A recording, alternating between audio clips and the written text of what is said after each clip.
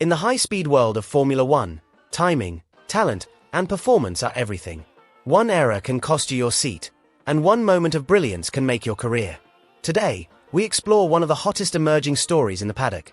Is Franco Colapinto set to replace Jack Doohan at Alpine? Following a tumultuous beginning to the season and a spectacular crash in Miami, there are rumors circulating, and this could be the end of the road for the Australian newcomer. Franco Colapinto is once back in the limelight in the world of Formula One. His name is in the news following Alpine's young talent, Jack Doohan, enduring another disappointing weekend at the races, this time in Miami. The French outfit had been high on the Australian, but after a series of lackluster outings, their tolerance might be dwindling.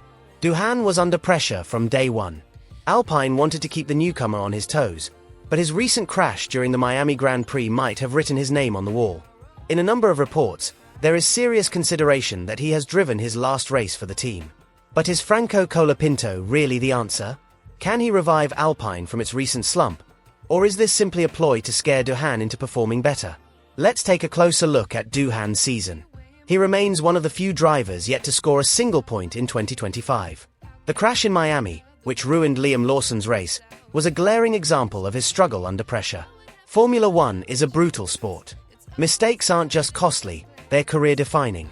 The margins for error are razor-thin, and seats are limited. Underperform, and you're replaced without hesitation. The sole consistent exception to that rule, naturally, appears to be Lance Stroll. Flavio Briatore, a man known for making large F1 decisions, has been said to have been pushing for a driver swap for months. Following Miami, his insistence on replacing Doohan with Colapinto intensified.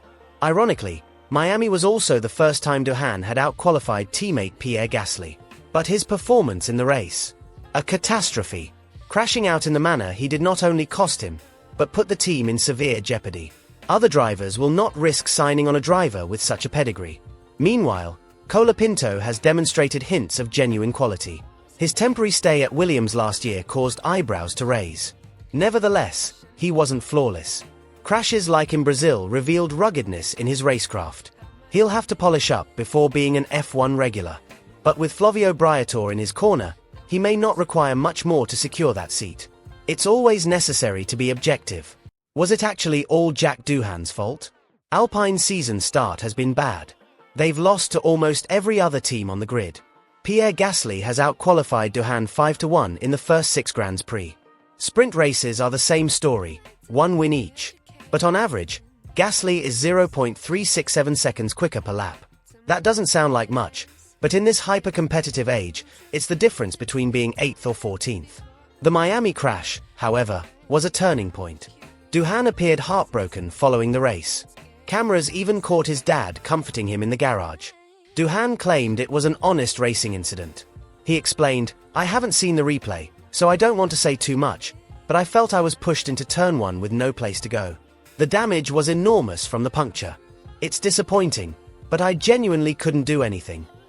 Go tell that to Liam Lawson. Dropped just 2 races into the season by Red Bull, Lawson is already under a great deal of pressure at Racing Bulls. The crash only added to his woes.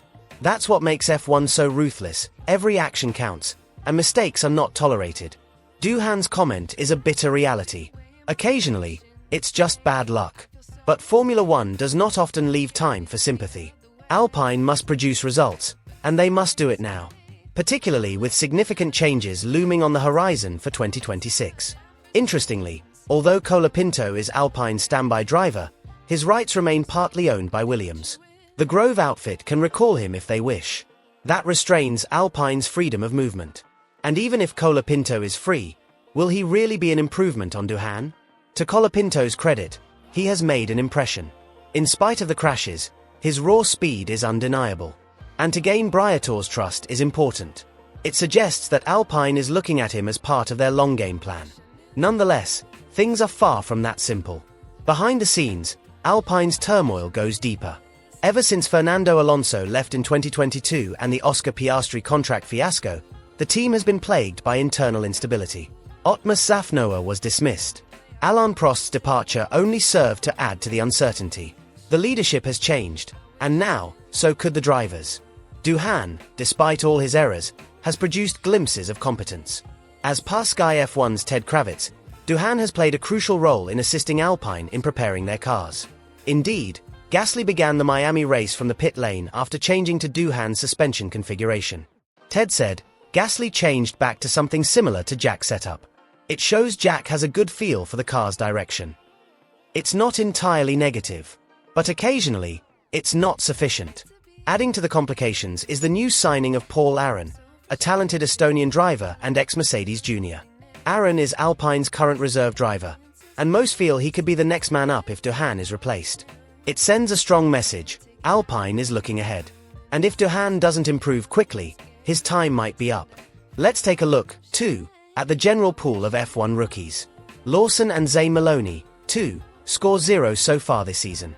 If you're comparing him, Doohan does not look drastically inferior. Context, though. Lawson drove for Red Bull last season in 2 races for an elite team. The expectation was higher.